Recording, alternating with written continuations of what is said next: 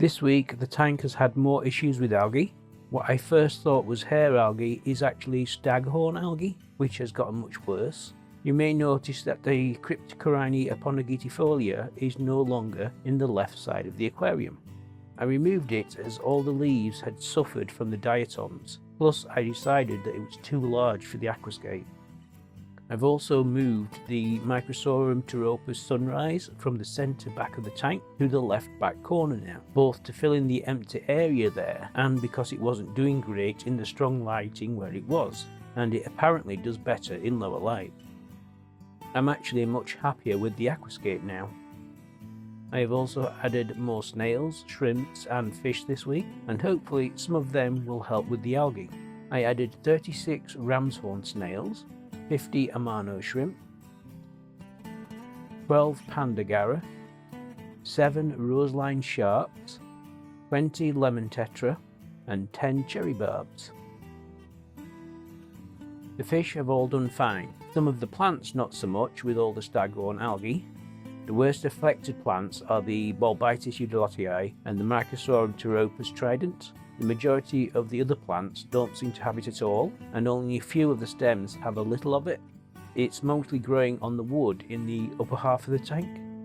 I did try to remove what I could during maintenance, but it is extremely hard to remove, and there's so much of it.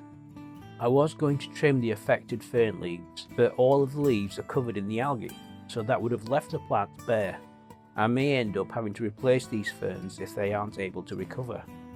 Now that I have all those amano shrimp and pandagara, I'm hoping they will eat the staghorn algae. The swordtails have already been eating some of it. The diatoms seems to have gone now. I did give the hardscape a good scrub when I did the weekly water change, and the wood is looking a bit better for it now, with regards to the biofilm fuzz and the diatoms at least. I have increased the CO2 dosing again this week. I first went from 6 bubbles per second up to 8 bubbles per second, and then a couple of days ago I turned it up again to 10 bubbles per second. This amount is now increasing my CO2 level to over 20 ppm, which should help increase plant growth and health, enabling them to recover from the algae and hopefully outcompete it.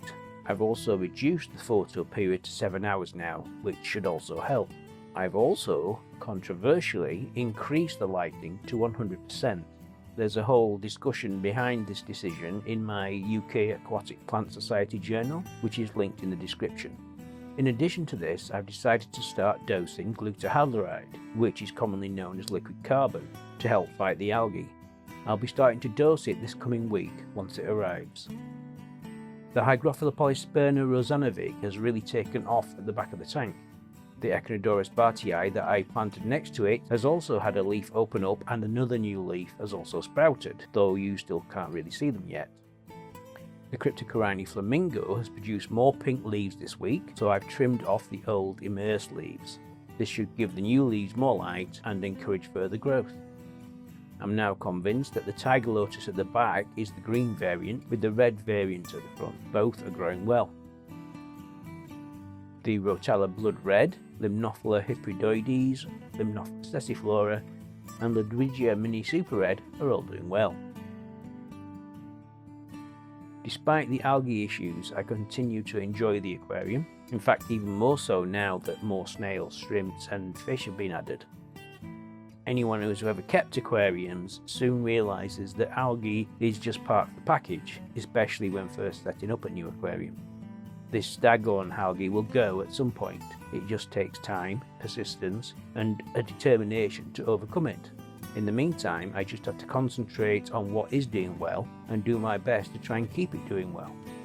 With everything I've done this week and what I plan for next week, I should hopefully make an impact on the algae and start to see it decline.